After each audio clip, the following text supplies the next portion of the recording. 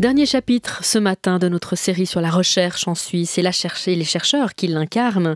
Jamais la Suisse n'a autant investi dans la recherche scientifique. Alors avec quels défis à relever? On va précisément s'intéresser ce matin au champ d'investigation qui reste encore à déchiffrer. Quels sont les terrains de recherche qui méritent d'être financés par les cantons, mais aussi évidemment par la Confédération.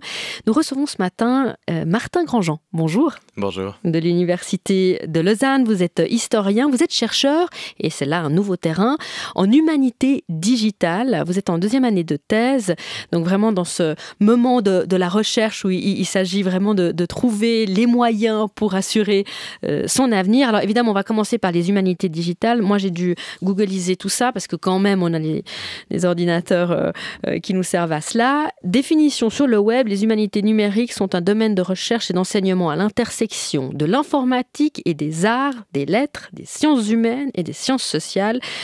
Je ne veux pas vous vexer, mais c'est un grand fourre-tout, les humanités digitales. Je crois que c'est un grand fourre-tout qui s'assume tout à fait comme un grand fourre-tout, parce que justement, ce n'est pas une discipline, mais c'est un domaine à l'intersection entre plusieurs disciplines.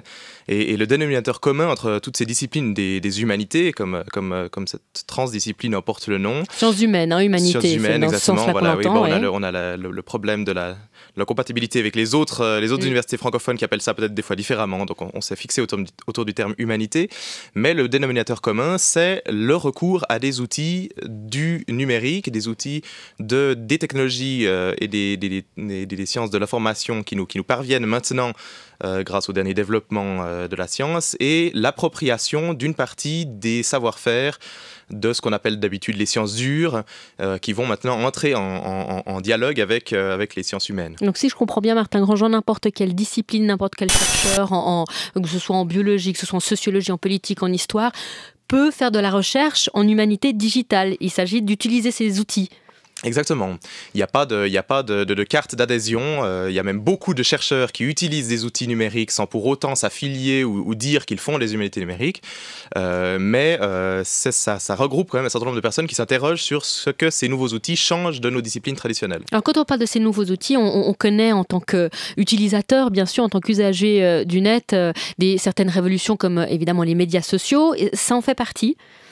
Les médias sociaux sont une partie importante des outils qui sont maintenant à disposition du chercheur. Là, on parlera plutôt des outils qui sont à disposition du chercheur pour sa propre recherche, pour faciliter sa recherche, plutôt que pour investiguer sur un domaine historique du passé, puisque les réseaux sociaux n'existaient pas. Mais actuellement, les médias sociaux et l'Internet participent à rendre plus efficace et plus collaboratif le travail du jeune chercheur comme moi, qui se documente grâce à, comme vous d'ailleurs, ce matin pour se renseigner sur ce sujet grâce à l'Internet. Mais quand on doit s'adresser à des professeurs peut-être d'une certaine génération qui siègent au Fonds national de recherche, qui doivent décider des financements, on leur dit voilà, maintenant Internet c'est incontournable, les médias sociaux, peut-être qu'ils perçoivent ça plutôt comme un gadget. Comment est-ce qu'on fait pour les convaincre de la durabilité, de la profondeur de cette mutation jusqu'à influencer la recherche en Suisse? Comment on les convainc? Bon, alors ces personnes sont des scientifiques, donc effectivement il y a besoin de bons arguments pour les convaincre. C'est un point commun, mais ces arguments, on les trouve quand on arrive à montrer en quoi est-ce qu'un nouvel outil permet de nouvelles découvertes ou de permettre de poser de nouvelles questions de recherche qui sont transversales à celles qu'on posait d'habitude à nos sujets. Et concrètement, en histoire, il y a des outils qui nous permettent maintenant de travailler avec beaucoup plus d'informations que l'historien d'il y a une cinquantaine d'années. Et cette possibilité de manipuler cette grande quantité d'informations, elle nous donne évidemment un avantage au niveau des analyses qu'on va pouvoir faire. Et donc là, c'est tout à fait convaincant pour le Fonds national, par exemple. Et manifestement, vous les avez convaincus, parce que vous avez obtenu du Fonds national un budget pour financer votre thèse. Thèse en histoire ou en humanité digitale? Comment ça va s'appeler? C'est quoi exactement votre terrain de recherche? Alors, c'est une thèse en histoire, puisqu'on n'a pas actuellement encore en Suisse de cursus qui soit pleinement un cursus digitalisé, si on veut. Mais il y a une chaire à l'EPFL, non? Il y a une chaire à l'EPFL maintenant qui est en train de commencer le travail dans ce sens. sens, mais on n'a pas encore maintenant de formation et surtout de titre qui peut être délivré dans cette transdiscipline, parce que justement, ce n'en est pas une. Et ce qui est très important, c'est qu'on reste toujours un scientifique de sa propre discipline, mais en s'appropriant une partie des outils qui sont communs en fait à toutes ces disciplines. Alors comment on les utilise, ces outils numériques, avec l'histoire? Ça paraît un petit peu paradoxal. Alors en histoire, quelque chose qui se fait déjà depuis un certain nombre de temps et qui est en fait simplement la suite des classements par fiches et de ces grandes recensions d'ouvrages ou de documents. C'est évidemment la base de données qui va beaucoup changer le travail de l'historien, parce qu'elle permet justement de traiter beaucoup d'informations et surtout de la traiter de manière automatique et beaucoup plus rapide qu'avant. Mais ensuite de ces bases de données-là, on peut en faire plein d'autres choses, que ce soit de la communication sur les sites internet grâce à ces bases de données pour permettre à des personnes d'ajouter elles-mêmes des informations à ces bases de données. Ça sera la public history, donc justement comment faire de l'histoire avec toutes les personnes qui ne sont pas des historiens mais qui ont des choses, des restes de ce qu'ont vécu leurs grands-parents. C'est le cas par exemple pour la France maintenant, qui fait une grande recension de tous les documents qui concernent la Première Guerre mondiale. Et puis on a évidemment des moyens d'utiliser ces bases de données comme étant le premier pas vers une analyse de réseau, par exemple, dans mon cas, où on analyse justement tous les documents qui ont été écrits entre des personnes à une certaine époque. Et ça, c'est assez innovateur, hein, si je peux me permettre, en histoire, c'est de s'intéresser non pas aux personnages historiques un petit peu de façon classique, comme des héros comme ça qui rythment notre histoire, mais bien à l'interaction entre eux, et peut-être avec des petites gens qui n'étaient pas encore dans les livres d'histoire. Alors c'est exactement ce sur quoi porte ma propre recherche, c'est justement de s'interroger sur un réseau de personnes à un moment donné, et de se demander si les personnes qui sont restées dans nos livres d'histoire juger de leur importance dans ce réseau, en fait, finalement, autrement que par la tradition qui leur a donné une très grande importance, mais plutôt par effectivement ce qu'ils ont fait dans ce réseau-là. Oui. Martin Grandjean, vous êtes notre invité ce matin. Tout au long de la semaine, on a voulu mettre des visages, bien sûr, des voix sur cette recherche en Suisse, puisqu'elle mobilise beaucoup de fonds. Jamais la Suisse n'a autant investi dans la recherche, avec une nouvelle organisation d'ailleurs, puisque ça fait 1 an que le secrétariat d'État à l'innovation, la recherche et à la formation est sous l'égide du département de l'économie. Alors évidemment, ça pose le lien entre politique et recherche. C'est un lien qui n'est pas anodin, surtout quand on est un élu ou du moins un membre du Parti socialiste, c'est ce que vous êtes. Exactement. D'ailleurs, j'ai lu sur votre blog, c'est assez intéressant, vous avez mis 3 clés. Vous dites, ma personnalité se résume. Il y a une clé numérique, évidemment, on vient d'en parler. Il y a une clé, un sigle socialiste, votre engagement politique. Et puis, il y a les UNO, vous êtes protestant, vous le revendiquez aussi. Oui, ça fait tout à fait partie de ma personnalité, puis je crois que ça transparaît et dans la première clé et dans la deuxième. Ce sont des éléments qui s'entrepénètrent pour être vraiment ce que je suis. Donc vous assumez vos valeurs personnelles, politiques et religieuses. En tant que chercheur, ça influence de quelle manière finalement vos recherches?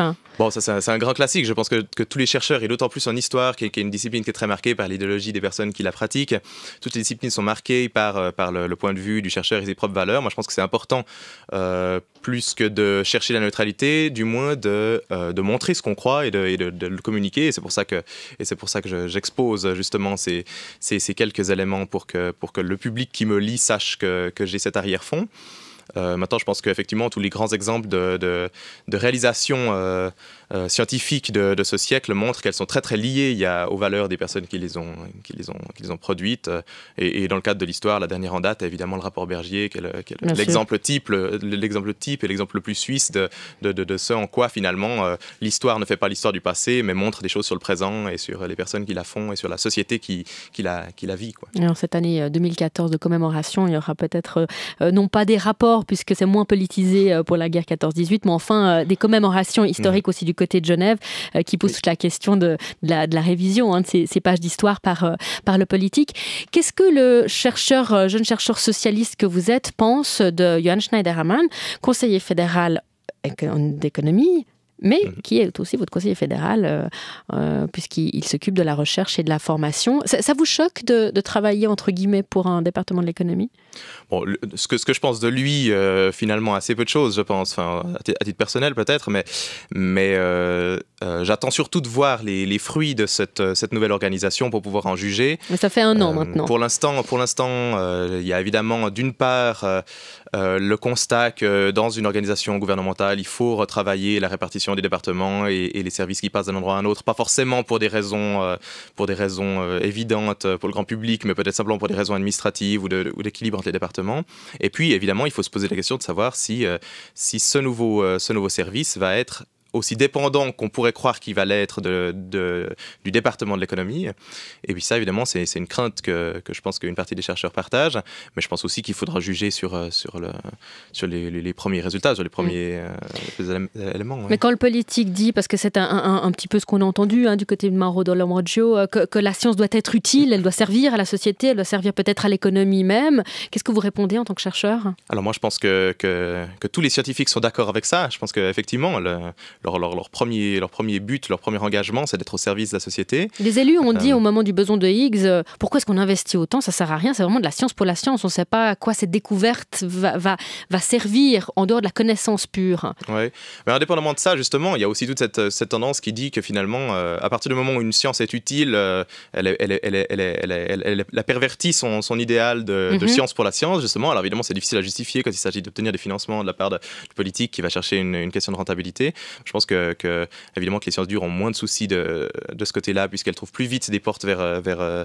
des entreprises qui vont pouvoir utiliser les découvertes qu'elles ont produites. Tous les domaines biologie, médicale, etc. Ouais. Mais dans le cadre des sciences humaines, on s'interroge vraiment sur ce qu'est l'homme aujourd'hui, ce qu'est la société, au travers de ce qui s'est passé dans le passé, dans le cadre de l'histoire, mais il y a aussi des disciplines qui s'intéressent à ce qui se passe dans le présent.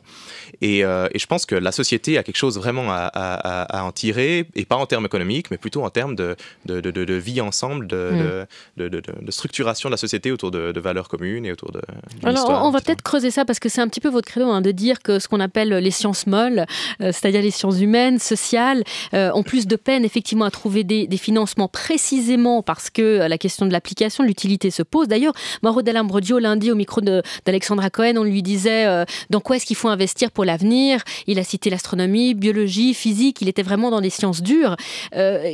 Comment vous avez en face de vous Mauro Dell'Ambrogio ce matin, il vous dit « Moi, je ne vois pas pourquoi je devrais investir dans votre domaine », vous lui dites quoi ?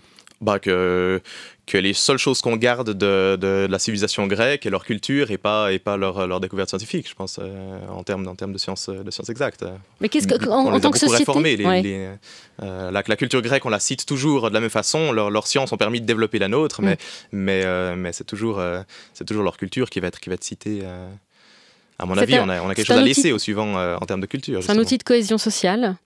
Oui, alors il ne faut pas que ce soit produit en tant qu'un outil de cohésion sociale, parce que dans ce cas-là, on fait une histoire nationale qui a pour but de montrer à nos enfants à quel point nos ancêtres étaient les meilleurs. Et puis, pourquoi il faut être fier d'être suisse ? Pourquoi il faut être fier d'être suisse, exactement. Alors on peut faire de l'histoire et puis ensuite en être fier.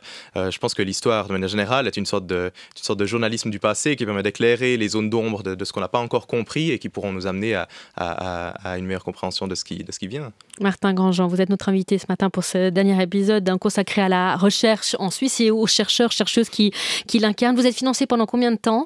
J'ai un financement pendant 3 ans. Pendant 3 ans. C'est court, 3 ans, dans l'histoire. C'est assez court, oui. Mais c'est motivant.